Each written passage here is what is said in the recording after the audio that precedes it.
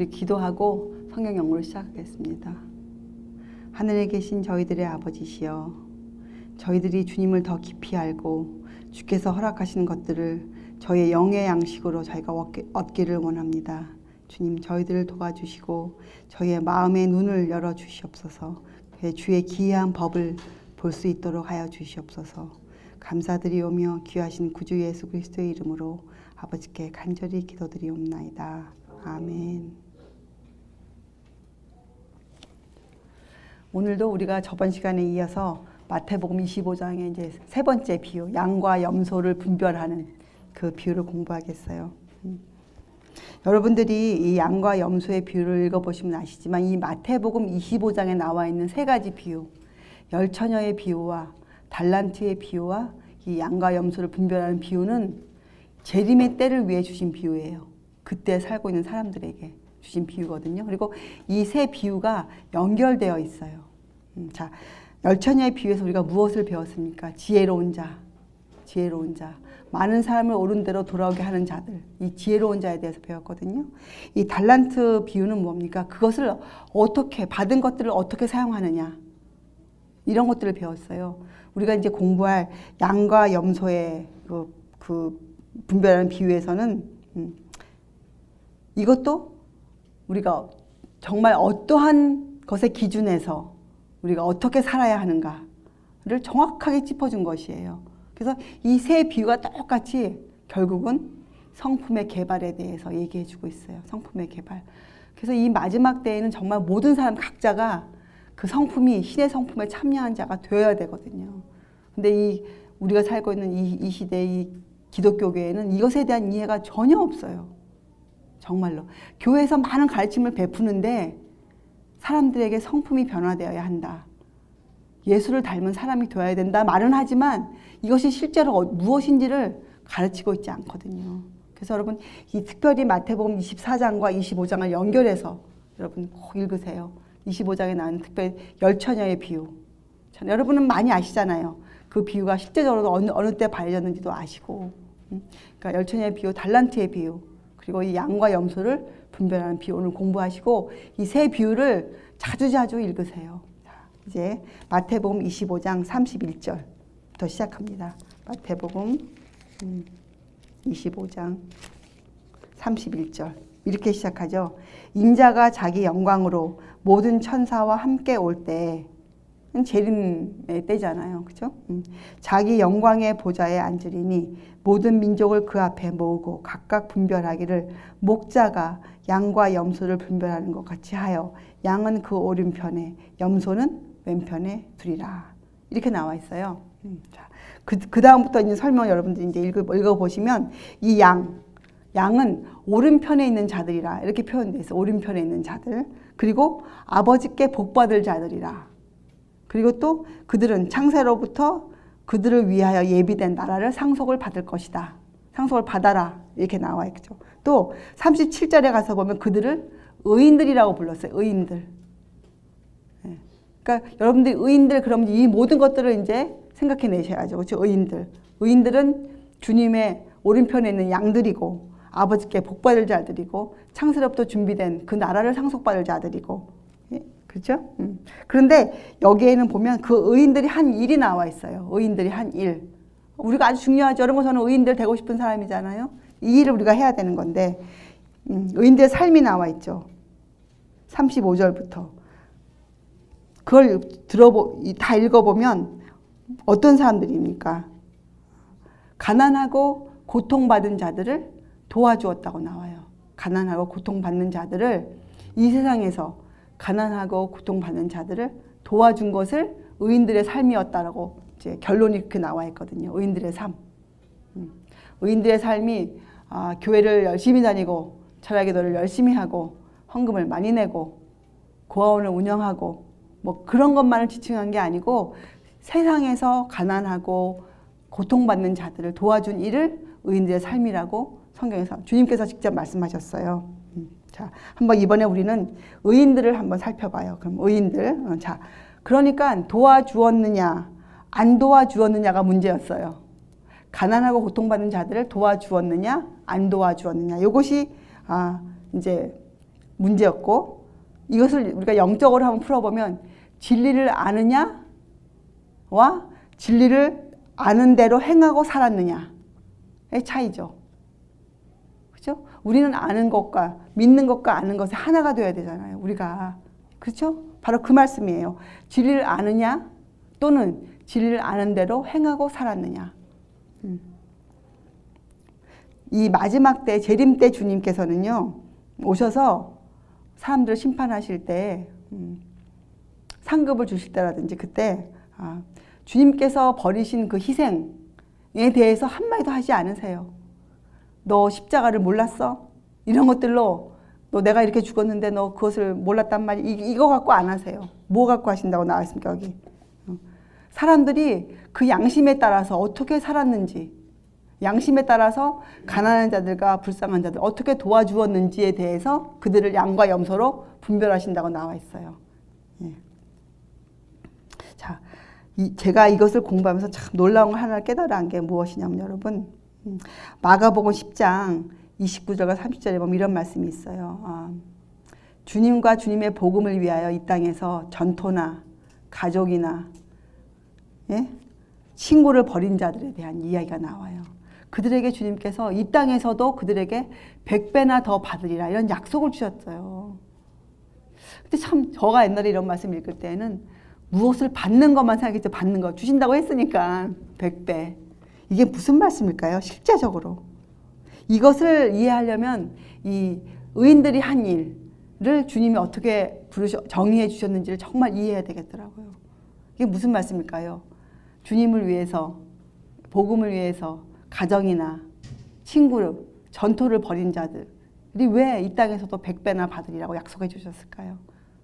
그런데 여러분 한번 생각해 보세요. 사도 바울이 무슨 100배를 받았습니까? 여러분이 왜 그런 우리가 그 이해한 정도가 그 정도로 생각할 때 한번 실제적으로 그가 받긴 뭘 받았어요? 그가 차명으로 죽었죠. 사도 바울이. 그리고 얼마나 그 생애 내내 동안 궁핍과 고난과 가난 속에서 매맞음 속에서 조롱 속에서 그가 지냈습니까? 이 무엇을 뜻하는지 무엇을 약속해 주셨는지 지금 우리에게. 자, 이제부터 그걸 한번 찾아가 봐요. 자, 당신을 위하여 친구나 가정을 버리는 모든 사람들. 이건 먹이에는 한쪽만이 아니고 상대성이에요. 모든 사람들. 자, 그러면 이 친구나 가정을 버린다는 게 무슨 뜻입니까? 너는 믿지 않는구나. 나랑 믿음이 틀리구나. 헤어진다. 이것이 버리는 게 아니잖아요. 왜냐하면 예수님은 가난하고 고통받는 자들을 위해서 어떻게 하셨어요? 그들과 함께 사셨어요. 우리 아까 오전에 공부했죠. 함께 하시는 하나님. 그것 때문에 이 땅에 오셨어요. 그러니까 예수님께서는 원래는 하늘의 가족이셨어요. 하나님과 성령님과 예수님과 천사들이 가족이었는데 어떻게 하셨습니까? 그 하늘을 버리고 먼저 우리와 함께 사신 땅의 가족이 되셨어요. 땅의 가족. 땅의 가족을 이루어 주셨어요. 그래서 예수님은 불쌍한 사람들, 고통받는 사람들을 그분의 형제라고 불러요. 내 형제라고 불러요. 주님께서 그런 자들을 내 형제. 그래서 친구나 가정을 버린다는 것은 이런 말이죠. 친구나 가정이나 전토보다 내가 하나님을 최고로 사랑하는 것. 내가 하나님만을 최고로 사랑하는 것. 하나님을 사랑하는 것에 그것들조차 장애물이 된다면 어떻게? 내가 그것을 제거하는 것. 그렇다고 사람을 제거하는 게 아니에요. 그 사상, 잘못된 애정, 특별히 잘못된 애정이 들어가 있죠. 이 가정이나 친구들에게는 잘못된 애정, 알면서도 하는 그런 짓거리들이 있잖아요. 그건 잘못된 것이에요. 애정이, 잘못된 애정. 이런 것들을 과감히 우리가 버리는 것이죠. 그걸 버리는 거예요. 그렇게 되는 사람들은 100배를 받으리라 약속하셨는데, 자, 사도행전에 보면 주께서 하신 말씀 중에 하나가 나오는데, 받는 것보다 주는 것이 행복하다. 이런 말씀이 있잖아요. 예. 그리스도인이 이걸 망각하면 안 돼요. 자, 이것 때문에 주님이 오셨거든요. 자, 100배를 받으라. 이게 무슨 말입니까? 우리가 그렇게 주님을 몰라서, 그렇잖아요. 가난하고, 주님을 몰라서 고통당하는 자들을 위해서, 또 그렇게 타락해 있는 자들의 영혼을 우리가 불쌍히 여기고, 우리가 그들을 위해서 주님께 봉사 사업을 하고 살 때 어떻게 해요? 그들은 우리의 다른 또 친구, 하나의 이 땅의 가족이 되는 거잖아요. 우리가 잘못된 애정으로 내 가족과 친구를 버리면 주님은 우리에게 주님의 밭에 있는 그 많은 사람들을 우리에게 친구로 주시는 거예요. 그래서 이것은 100배나 받는 것은 사람들을 받는 거예요. 사람들을. 사도 바울은 세상을 받았잖아요. 사도 바울의 그 전도를 통해서 얼마나 많은 사람들이 진실한 그리스도인으로 걸어갔습니까? 그 교훈 때문에 세상을 두고 역사를 두고, 그렇죠? 우리가 주님을 위해서, 주님의 그 사랑의 그 사업을 위해서, 우리가 전토나 가정이나 친구들을 잘못된 애정을 끊어버리면, 그렇죠? 그러면 하나님 우리에게 100명의 100배의 사람을 주세요. 그럼 여러분과 제가 자연히 마음이 넓은 사람이 되죠. 그 100배 사람 안에 결국은 여러분이 그 끊어버린 애정을 가졌던 여러분의 가족들, 여러분의 친구들이 결국은 다 포함되어서 함께 하늘을 가는 거죠. 그렇잖아요? 우리는 누가 구원 얻을 후사인지 절대로 알 수가 없어요. 그래서 여러분과 하는 사업은 알곡을 모으는 사업이 아니에요. 우리는 알곡이 누구인지 어디에 있는지 전혀 알지 못해요. 우리가 어떻게 합니까? 누가 구원 얻을 후사인지. 그렇잖아요? 그럼 우리가 해야 될 일이 아니에요. 우리는 그저 가난한 자, 고통당하는 자, 줄인 자들에게 주의 사랑을 우리가 몸소 전하는 것이죠. 그래서 우리가 예수님의 제자라는 증거가 뭡니까? 우리와 이렇게 가족이 된 자들에게 우리가 서로 베푸는 것이죠. 그것이 예수의 제자가 되었다는 증거예요. 하늘 가족으로 함께 태어나는 사람들이죠. 땅에서 가족으로 살고 있지만 하늘 가족으로까지 함께 태어난 자들. 그래서 우리에게 100배나 주신다고 약속하셨어요. 100배나. 너무 제가 이 말씀이 오늘 확실히 이해될 때 정말 샛별이 제 마음에 떠오른 것 같았어요. 아, 그렇구나. 100배나 주신다고 약속하셨고 이것을 나에게 약속해 주셨구나, 주님이. 이것을. 세상에는요, 이방인이라고 부르는 사람들이지만 하나님을 모르고 있었지만 그들이 어떻게 합니까? 하나님을 위해 산 자들이 있었어요. 예전에 기독교가 모르는 미개한 곳에 들어갔을 때 그들이 주의 말씀을 몰랐지만 그들이 선교사들을 숨겨주고 그들 때문에 목숨을 잃은 사람들도 있었거든요. 그렇죠? 있었어요. 분명히 있었어요. 그런 사람들은 기록된 말씀은 몰랐지만 천연계를 통해서, 우리 아침에 공부한 천연계를 통해서 또 자기의 인생을 통해서 하나님을 안 사람들이죠. 그러니까 그들이 그런 사랑을 베풀 수 있었던 것이에요. 로마서는 이런 사람들을 분명히 구원하신다고 나와 있습니다. 성경에. 그렇죠? 그러니 여러분과 제가 건방진 사상이나 건방진 말을 해서는 안 되죠. 절대로 안 되죠. 자. 그래서 결국은 예수님이 행하신 일, 예수님의 사랑인데 그것은 결국은 자비의 행동이셨어요. 자비의 행동. 여러분과 제가 주의 사랑을 어떻게 퍼뜨리고 살겠는가? 이것은 우리가 어떻게 자비의 사람이 되는가? 어떻게 우리가 자비를 이 땅에 행하는가? 누구에게? 헐벗고 굶주리고 가난한 자들, 고통받는 자들에게. 이것이 주님이 이 땅에 사신 그분의 봉사의 생애였어요. 그분의 삶. 그분은 자신을 인간의 모든 아들과, 제가 그 옆에다 딸도 적었어요. 동일시 하셨어요. 우리 모두를 그분의 한 가족으로 받아주셨어요. 우리를 먼저 사랑하셨죠, 주님께서.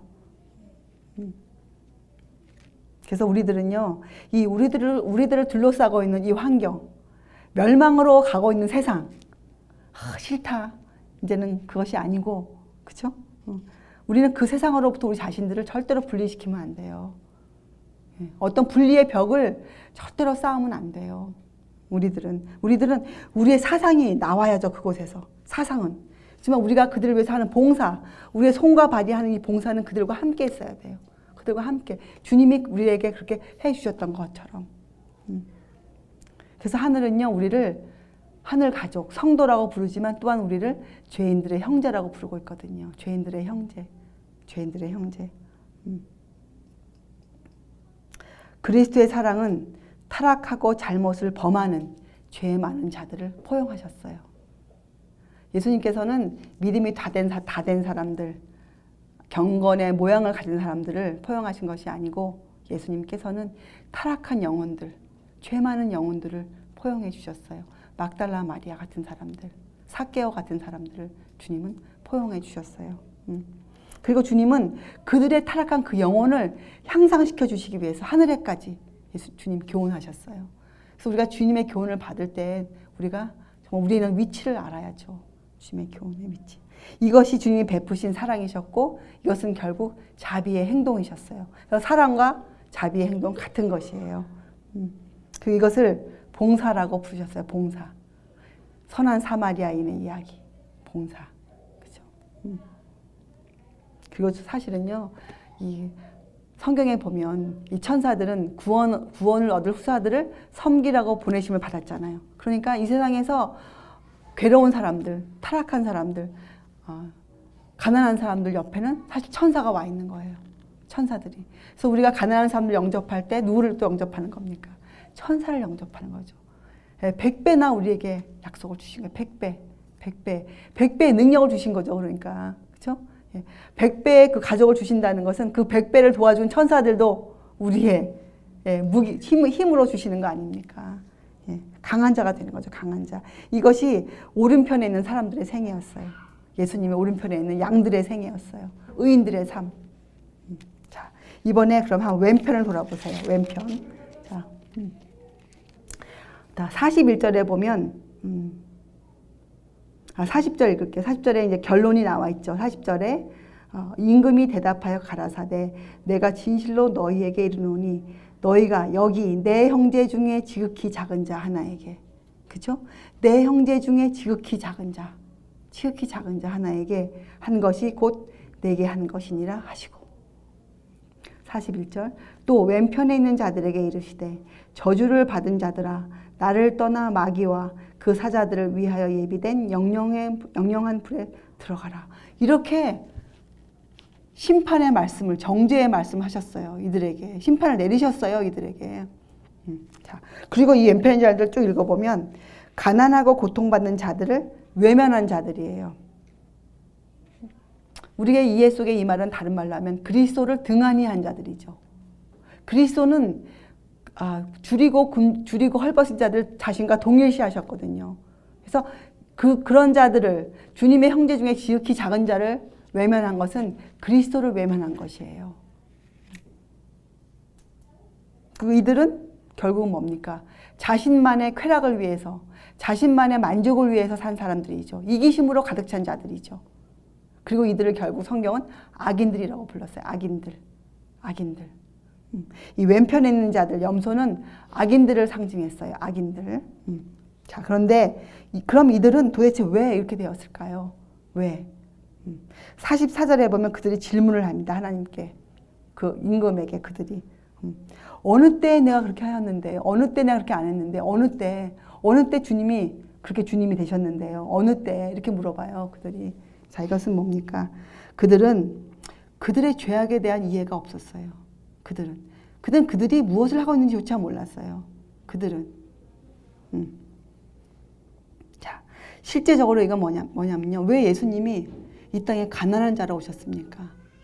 예수께서 왜 이 땅에 가난한 자로 오셨습니까? 예수님은 그 가난을 직접 체험하셨어요. 예수님은 그 가난한 자의 그 어려운 마음, 가난한 자가 받는 그 유혹을 직접 예수님 아셨거든요. 그래서 그 마음을 이해하고 만져주실 수가 있으셨어요. 그 마음을. 그래서 여러분과 저도 이 가난한 자의 입장에 서 있어야 되는 이유는 이것을 우리가 가난한 자의 궁핍, 그죠? 가난해서, 이 공공하면서 오는 압박, 그죠? 괴로움, 이런 것들을 참고 견뎌본 경험이 우리에게 있어야 돼요. 경험이. 예? 가난하다고 다 이 경험이 있는 건 아니에요. 그죠? 실제적으로. 근데 이런 경험이 있어야 돼요. 그래야 우리가 가난한 자가 받는 유혹과 가난한 자가 마음으로 이루어내는 투쟁을 우리가 이해할 수가 있고 그들을 안아줄 수가 있죠. 우리가 그들을 무시하지 않게 되는 거예요. 우리가 그렇게 알아야. 그래서 이들은, 이 악한 자들은요, 악한 자들은 그 예수께서 하신 생애를 이해할 수가 없었죠. 그들은. 그리고 그들은 그들이 받은 달란트에 비유해서 나오잖아요. 그들이 받은 달란트를 악용한, 남용한 사람들이죠. 남용한 사람들. 또 하나님의 자비를 배울 기회를 등한히 한 자들이에요. 하나님이 그들에게도 교훈을 주셨거든요. 쉬지 않고 주셨죠. 자, 여러분, 이 시대의 사람들이 요새 많이 하고 있는 것 중에 하나가 순례 여행을 많이 갑니다. 순례 여행. 저 터키로 순례 여행. 예수님의 발자취를 더듬어서 많이 그들이 가서 뭐 예수께서 겟세마네에서 십자가 그 골고다 언덕으로 가시는 길에 뭐 힘들어서 손을 짚은 바위가 있다. 막 그런 바위를 보여주고 그 길을 막 설명해주고 그 길을 십자가를 지고 가는 또 막 그런 행위들을 하고 이런 걸 많이 하잖아요. 전혀 도움이 안 되죠. 사실은 할 필요가 없는 일들이에요. 왜냐하면 우리가 예수님의 발자취를 담고 싶다, 가고 싶다 하면 어디를 가면 됩니까? 예수님의 생애로 돌아가면 돼요. 예수님이 어떻게 사셨는가? 그게 가장 중요한 거 아니에요? 발자취. 그래서 여러분과 저를 우리는 이 땅에서 순례자다 이렇게 부르죠. 이제 여러분은 그런 찬송을 부를 때 그 순례자의 의미를 확실히 아는 거예요. 우리는 왜 순례자입니까? 예수님처럼 살기 때문에 그래요. 예수께서 행하신 그 봉사를 우리도 하면서 살기 때문에 우리가 순례자예요. 순례자. 우리는 인간의 마음에 이 위안이 필요한 곳, 마음에 위로가 필요한 사람들이 있어요. 마음에 진정한 쉼이 필요한 사람들이 있습니다. 본인도 모르지만 그들이 그것을 원하고 있는, 그들의 영혼이 그것을 외치고 있는 사람들이, 목말라한 사람들이 있어요. 서로 그들이 모르고 있다 할지라도 여러분과 저는 그들을 위해서 이런 봉사를 해야 되는 것이에요. 그것이 그분의 발자취를 찾는 순례 여행이에요. 우리가 또 이 땅에서 살아가는 목적이죠. 그래서 이러한 사람들이 주로 어디에 많이 있습니까? 병원에 많죠. 병상. 특별히 많이 아픈 사람들. 병상. 또 빈곤한 거리. 사실 우리 주위에서 그렇게 가난한 사람 찾기가 쉽지 않아요. 어떠한 사회가 이 시스템으로 돌아가기 때문에. 그래서 이 빈곤한 사람 사는 거리가 따로 있잖아요. 빈곤한 거리. 또 어디가 있습니까? 특별히 도시의 뒷골목들. 그죠? 도시가 부유해 보이지만 그 밤에 일어나는 그들의 그 뒷골목들. 이런 것들을 믿는 자들이 소홀히 여겨서는 안 돼요. 왜냐하면 예수님은 그들 속에 함께 계시기 때문에. 그들 속에. 그것이 우리가 해야 되는 봉사 사업이에요. 봉사 사업. 근데 요한복음 12장 8절에 보면 예수께서 그 막달라 마리아의 그 향유를 부은 사건을 설명하시면서 가난한 사람은 항상 너희와 함께 있거니와 이렇게 하셨잖아요. 다른 말로 이것을 제가 생각해 보니까 우리의 일할 장소는 밭은 넉넉하다예요. 항상 있을 것이라 하셨으니까 넉넉하다. 그리고 그러면 이걸 한번 생각해 보세요. 우리와 그들의 입장이 만약 바뀐다면 우리가 그들의 입장이 된다면 우리가 반대 입장의 사람에게 무엇을 요구하겠어요? 여러분이라면 한번 입장을 바꿔놓는다면 무엇을 요구할까요? 우리가 답이 나오잖아요. 가난한 사람이 우리에게 무엇을 요구하겠어요? 배가 고픈 사람이 우리에게 무엇을 요구하겠어요? 빵을 달라고 하겠죠.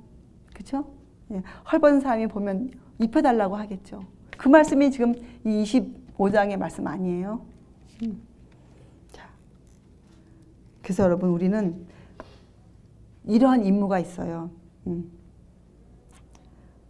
우리의 힘이 미치는 한 여기에 보면요. 내가 건강하든 안 하든이에요. 성경에 보면 건강하지 않았는데도 끝까지 하나님의 봉사사업 한 사람들이 있어요. 여러분이 사도 바울의 그런 용감한 면만 봐서 그렇지 그가 얼마나 괴로웠으면 주님께 3번을 간구했겠습니까? 그 질병 때문에. 그렇죠? 또 디모데도 몸이 약했다고 나와요. 디모데도. 그래서 이게 읽어보면 많은 주의 종들이 건강이 좋지 않았어요. 그런데도 그들이 열심히 그 임무를 수행했거든요. 자, 우리는 우리의 힘이 미치는 한, 이거는 우리가 결정하지 않아요. 어디까지라고 우리가 결정하지 않고 우리는 우리의 힘이 미치는 한, 주님이 은혜를 주시는 한, 우리는 그들을 위해서, 그러니까 뭡니까? 이 아픈 자들, 위로가 필요한 자들을 위해서 이 모든 일을, 봉사사업을 해야 할 엄숙한 의무가 여러분과 저에게 지워져 있어요. 엄숙한 의무. 이건 아주 엄숙한 의무예요. 왜냐하면 이것을 하느냐 안 하느냐에 따라서 오른편의 선자가 되고 왼편의 선자가 되기 때문에 이건 엄숙한 일이죠. 이건 두렵고 떨리는 일이에요. 자, 여러분 이제쯤 되면 여러분 머릿속에 이런 생각이 들어올 거예요. 그래, 이런 일을 할 때 우리가 기준이 있어야 되잖아요. 어떠한 사람을 가난하다고 할까? 어떠한 사람을 헐벗었다고 할까? 이게 아주 애매하잖아요. 이럴 때 주신 기준이 있어요. 그게 뭡니까? 황금률이에요. 황금률. 우리는 그 기준을 우리가 가려내는 게 아니에요. 주님이 주신 황금률에 따라서 그 일을 하는 것이죠. 주님은 어떻게 생각합니까? 우리 자신보다 다른 사람, 그러니까 모든 사람을 나보다 더 높게, 낮게 여겨주라. 그것이 황금률이잖아요. 그래서 예수님이 마태복음 7장 12절에 이렇게 결론 주셨어요. 무엇이든지 남에게 대접을 받고자 하는 대로 너희도 남을 대접하라. 이것은 우리가 입장을 바꿔 생각해 볼 수 있는 그런 마음의 그 힘이 있어야 돼요. 그죠? 가난한 자와 헐벗은 자들, 고통을 받고 있는 자들과 나의 입장을 바꿔서 생각해 볼 수 있는 그런 입장이 되어져야 어떻게 해요? 받고 싶은 대접을 우리가, 그죠? 그렇게 해줄 수가 있잖아요. 그래서 이 황금률, 나보다 남을 높게 여기는 정신, 이것이 그리스도인, 참 그리스도인의 표준이에요. 그리고 이것이 정말 기초예요. 황금률. 이 황금률에서 나오는 그 황금실이 예수님도 이 실로 오셔서 우리를 도와주셨거든요. 그러니까 우리도 이 실이 있어야 돼요. 황금률에서 나오는 그 실이, 사랑의 실이 있어야 돼요. 여러분과 저에게. 이 사랑의 이 실이 여러분과 저의 생애를 엮어줘야 되거든요. 여러분 실이 어떻게 엮어집니까? 이 옷감이 나올 때 실이 어떻게, 나실만 있으면 돼요? 나실? 아니죠. 시줄도 있어야 되잖아요. 이렇게. 그래서 모든 면에서요. 모든 면에서. 그래서 여러분과 저는 모든 면에서, 모든 우리 생애 가운데에서는 이 황금률로 우리가 모든 일을 엮어놔야 돼요. 예수께서 이 땅에 오시고 십자가에 가신 목적, 우리가 공부했죠.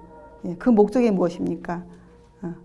예수께서 이 땅에 오셔서 십자가에서의 목적이 우리를 그런 사람 만들어 주시는 것이죠. 그런데 우리에게 100배나 주시겠다고 약속하셨거든요. 100배나. 자, 이것은 이 슬퍼하며 시험당한 영혼들을, 이 영혼들을 돌아볼 수 있는, 그런 영혼들을 모아올 수 있는, 그 영혼들에게 안식을 줄 수 있는 그러한 교회, 참 교회를 세우시기 원하셨어요. 예수께서는 진정으로 그 교회, 진정한 교회, 참 교회. 저는 요새 제 마음에 우리가 속해 있는 지금 이곳을 정말 참 교회다. 정말 하나님이 함께 하시는 성전이다. 그런 것에 대한 확신이 나날이 높아져요. 자, 참 교회. 그 안에 어떤 사람들이 있을 것입니까? 남아있는 자들, 남아있는 백성들. 결국에는 그렇잖아요. 또 이기는 자들, 하나님의 증인들이 있을 그런 곳이죠. 그래서 여러분과 저는 이 참교회를 세우기 위해서 정말 열심을 내야 돼요. 참교회를. 그런데 이런 일에 경고가 하나 나와 있어요. 경고가 나와 있는데 뭐가 나와 있냐면 이런 경고가 있습니다. 이 사업, 그러니까 봉사 사업이죠. 불쌍한 사람, 가난한 사람에게 위로를 전해줘야 할 이 사업에 우리가 게을러지면 우리 그리스도인이 가져야 할 경험이 제한을 받아요. 그래서 항상 이 성장한 사람이 안 되고 이 어린아이뿐이 될 수가 없어요. 우리가 줘야 될 텐데 항상 받고자만 해요. 항상 받고자. 그냥 마음에 불평이 가시지가 않아요. 마음에. 그 이유는 이 봉사 사업에 게으르기 때문에 그래요. 남들을 위로해주는 일에 우리가 게으르거나 아니면 실천해보지 않았기 때문에 우리의 그 그리스도인이 해야 되는 경험이 초보적이에요. 경험이. 그죠? 그래서 이제 여러분과 저가 진짜 이 경험을 실제 생활에 또 우리 사업의 한 부분으로, 사업의 전체죠. 사실은 사업의 전체. 우리가 글을 쓰거나 우리가 책을 만든 우리의 마음의 목적이 뭡니까? 사람들에게 그 영혼을 위로하고 싶잖아요. 주님이 당신과 함께 계십니다. 하늘에 여러분의 자리가 있습니다. 이 세상은 아무것도 아닙니다. 이런 메시지를 담고 있잖아요. 주의 사랑을 담고 있잖아요. 그러니까 주의 사랑이 빠진 메시지는 사실 전하면 안 돼요. 주의 사랑이 담긴 메시지가 빠지면 그것은 메시지가 하늘의 메시지가 아니에요. 그것이 성경을 기록하고 있다 하더라도 그것은 하늘의 메시지가 아니죠. 그리고 다른 사람의 이렇게 유익을 위해서 열심히 일하잖아요. 그러면 내 자아를 잊어버려요. 주님만 생각나요. 이게 훈련의 이점이잖아요. 훈련의 이점. 교육을 받는 이점이에요. 이것이. 그래서 여러분과 저의 가장 큰 고민은 이 세상에서 멸망해가는 이 영혼들, 내 이웃들을 어떻게 도와줘야 되나. 우리가 어떻게 도와줘야 되나. 그것이 심각한 고민이죠. 그래서 우리가 고민하잖아요. 매 회의 때마다 어떠한 글을 어떻게 써야 될까? 어떻게 해야 될까? 그래서 하나님이 세상을 이처럼 사랑하신 것처럼 여러분과 저도 이 사랑을 알고, 그렇죠? 이 사랑을 알아야 율법도 우리가 알 수 있어요. 이 사랑. 그렇게 되면 이 주님이 살고 가신 이 세상이 우리에게 아주 즐겁고 좋은 곳이죠. 그러니까 좋다는 뜻이 여러분 아시잖아요. 그런 좋은 게 아니고 우리가 봉사할 수 있는 그런 장소인 것이죠.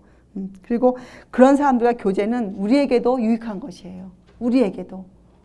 그래서 이게 받는 것보다 줄 때 훨씬 더 많은, 훨씬 정말 실제로 더 보이지 않는 것들을 많이 받는 것이죠. 우리가 보이지 않는 것들을 줄 때. 자, 그래서 이 함께 하신 하나님에 대한 이해는 아주 놀라워요. 함께 하신 하나님 주신 이 복, 100배나 내세에서도, 내세가 아니라 이 금세에서도, 이 땅에서도, 하늘에서도 받고 이 땅에서도 100배나 주겠다는 약속을 주셨거든요. 그 약속이 바로 글쎄 제가 참 이때까지 그게 무엇일까? 그게 궁금해요. 그게 바로 실제적으로 그 넓은 밭을 우리에게 주시는 것이에요.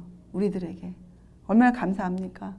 이 일에 모본을 보인 사람이 성경에 아주 나와 있어요. 이 일에 진짜 모본을 보인 사람. 모세예요. 모세. 자, 보세요. 모세는 누구와 함께 평생 살았습니까? 무식하고 훈련받지 못한 반역적인 백성들과 함께 살았어요. 모세는. 근데 모세는 그들을 위해 진심으로 봉사했거든요. 모세는 자기의 생명을 내놓아도 그들을 위해 하는 봉사를 아깝지 않다고 하였어요. 그는 하나님께 그렇게 말했거든요. 차라리 내 이름을 지워주시옵소서. 내 이름을. 모세는 그 예수께서 행하신 그 봉사 사업을 정말 정확히 이해한 사람이었어요. 모세는. 그래서 모세는 이 괴로움과 고통을 당하는 그리스도의 자녀들을 위해서 주님을 대신하여서 일하는 모든 자들, 우리들을 대표하는 사람이죠. 모세는. 예수님을 대표한다잖아요. 모세를. 예수님을 대표해서. 그게 이 의미예요. 왜 모세가 예수님을 대표했는가? 모세는 괴로움과 고통당하는, 그것도 반역적인 백성들, 잘 따라오는 백성들이 아니었어요. 매일 그들이 어떻게 했습니까? 백성들이 모세를 돌로 쳐 죽이려고까지 했어요. 또 모세를 몇 번이나 배반했습니까? 그래도 모세는, 결국 모세가 그들 때문에 가나안에 못 들어갔죠. 그래도 모세는 그들을 위해 기도했어요. 모세는 주님께 엎드렸어요. 그들을 위해서 봉사하였어요. 괴로움과 고통당하는 사람들을 위해서. 그래서 모세를 예수님의 모본이다. 우리가 이렇게 예수님을 보여준 사람이다. 이렇게 우리가 얘기하잖아요. 모본이 아니죠. 예수님을 보여준 사람이죠. 그래서 모세는 우리들을 대표해요. 우리들을. 자, 모세에게 하신 말씀이 뭡니까? 출애굽기 33장 또 3장에 보면 그렇게 모세가 괴로워할 때 주님이 어떻게 했어요? 내가 친히 가리라. 또 내가 정녕 너와 함께 있으리라. 다 임마누엘의 하나님. 내가 정녕 너와 함께 있으리라. 내가 친히 가리라.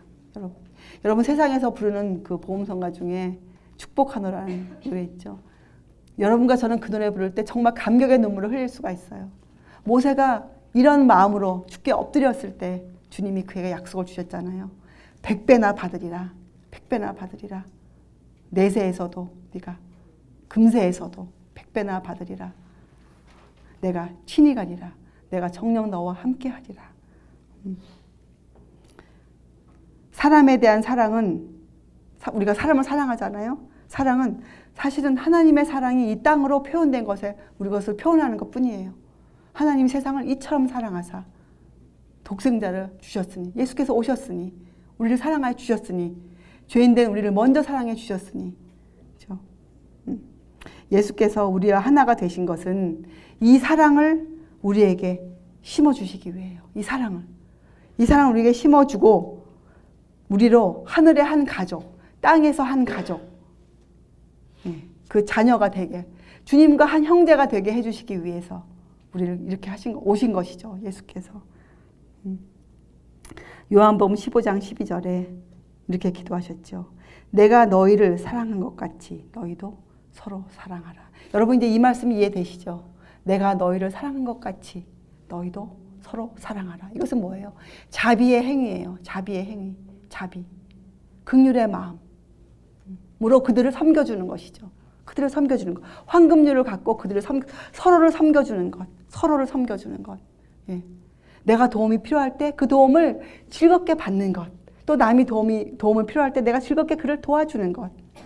어떤 경우에도, 어떤 상황 하에서도 그것이에요. 사실은 예수께서 우리를 위해서 오신 사명이 성취되는 그 지점이 언제인 줄 아세요? 예수님 십자가에서 그 일을 하고 다 이루셨지만 우리에게 그 사명이 성취되는 그때가 있어요. 그건 뭡니까? 우리가 주님이 세상을 사랑하신 것처럼 우리가 세상을 사랑할 때, 우리가 그렇게 봉사사업할 때 우리를 향한 주님의 그 귀하신 일이, 그 놀라운 그 고난의 생애가 우리에게 성취된 것이에요. 그때가 되어야. 그러니 여러분과 제가 주님의 고난에 참여하는 것이 특권이죠. 주님의 고난에 참여하는 것이 특권이죠. 우리가 왜 하늘에 갈 수 있습니까? 우리가 왜?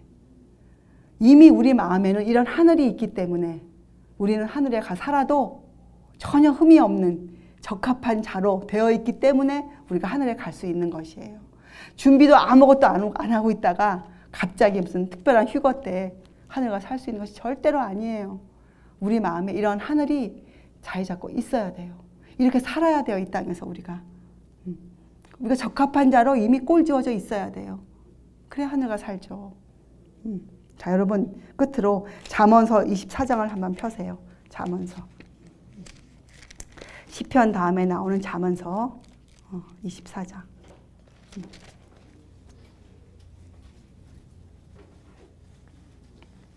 11절과 12절을 읽겠습니다. 24장.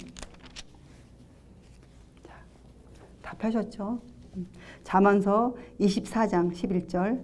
너는 사망으로 끌려가는 자를 건져주며 살육을 당하게 된 자를 구원하지 아니치 말라. 이건 구원하라는 것이죠.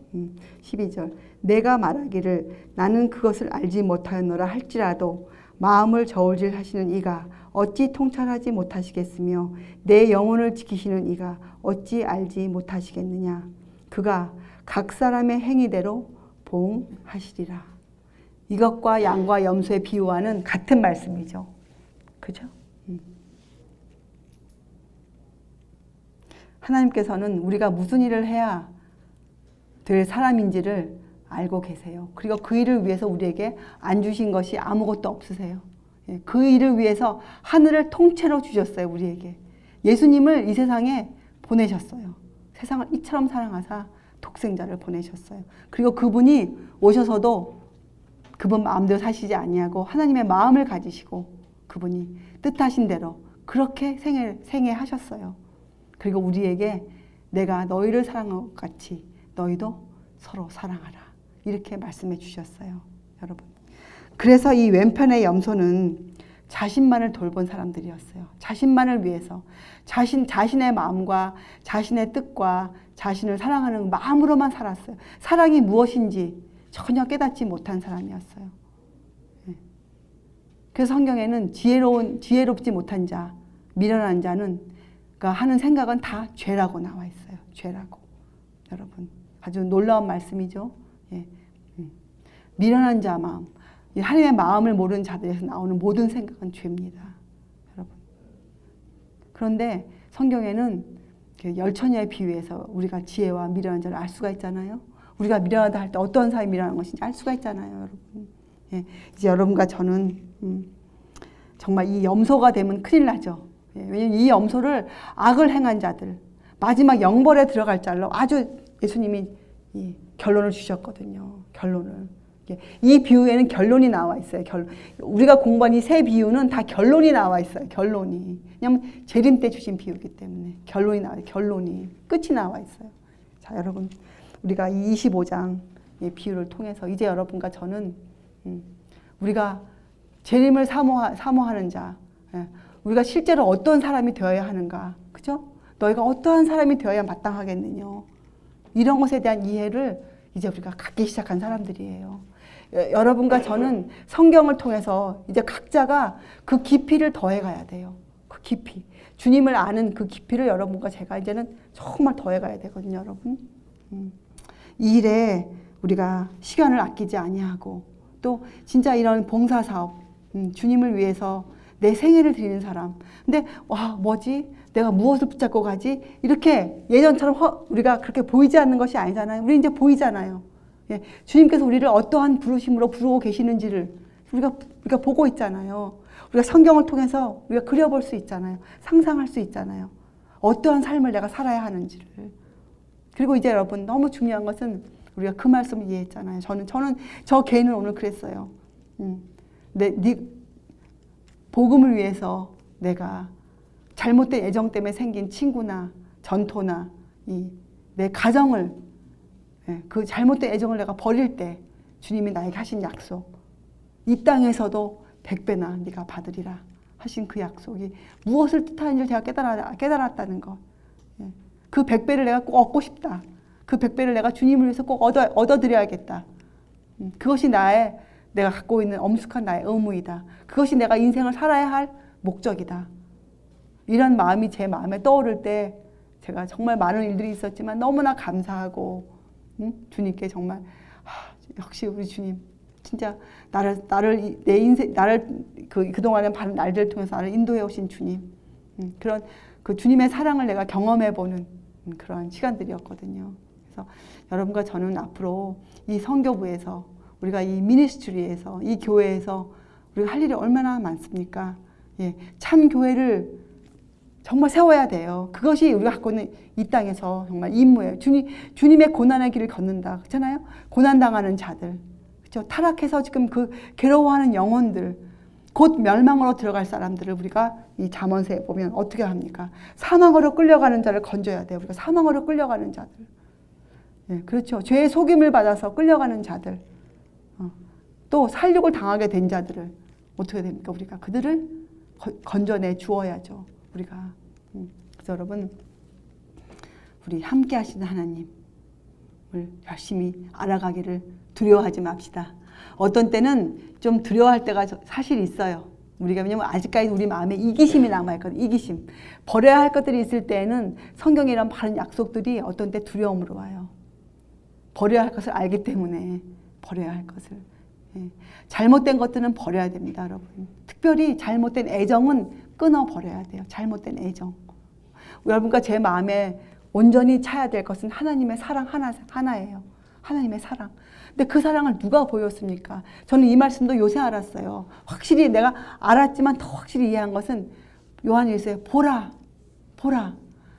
그분이 바로 예수님이셨더라고요. 뭘 보라고 한 게 요한이 예수님을 좀 봐라. 예수님의 뭘 보아라.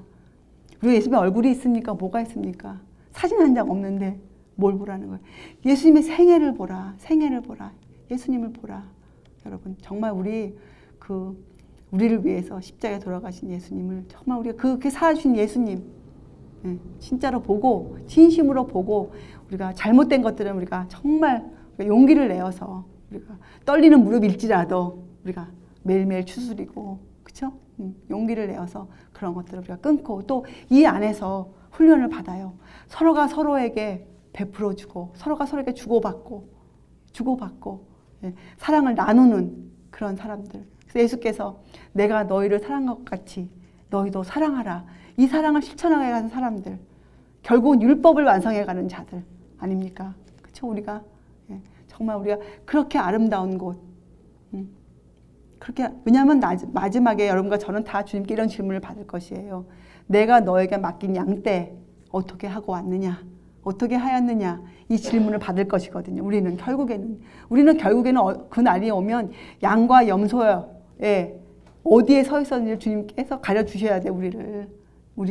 그것이 결론이에요. 심각한 결론이죠. 예, 열처녀의 비유나 달란트의 비유나 이 양과 염소의 비유는 아주 엄숙한 경고를 우리에게 주고 있는 것이에요. 그래서 이 일에 소홀하게 하지 맙시다. 게을러지지 맙시다. 예, 몰라서 그동안 못했다면 그것을 우리가 하나의 경고로 삼고 이제부터는 서로가 서로 사랑해주는 사람들. 예, 내 생각이 아니고 내 사랑이 아니고 주의 사랑으로 사랑해주는 사람들이 되시기를 바랍니다. 예, 함께 기도하시겠어요? 하늘에 계신 저희들의 아버지시여, 저희를 먼저 사랑하사 세상 죄를 지시고 가신 우리 주님, 또 저희를 먼저 사랑하사 이처럼 사랑하사 이 땅에 오신 우리 주님이십니다. 주님, 우리가 그 주님의 생애를 바라보고 주의 사랑을 다른 사람들에게도 보라 이렇게 전할 수 있는 자들로 만들어 주시옵소서.